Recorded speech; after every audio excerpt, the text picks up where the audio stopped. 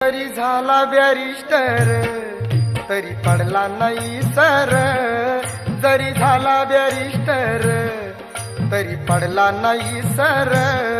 भीम आवडीन बाई खाई कांदा न भाकर, भीम आवडीन बाई खाई कांदा न भाकर, भीम आवडीन बाई खाई कांदा न भाकर.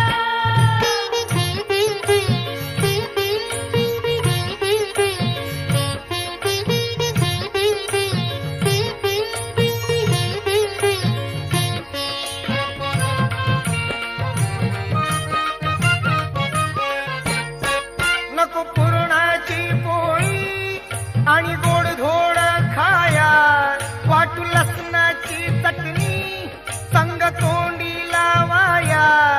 तो अति आनंद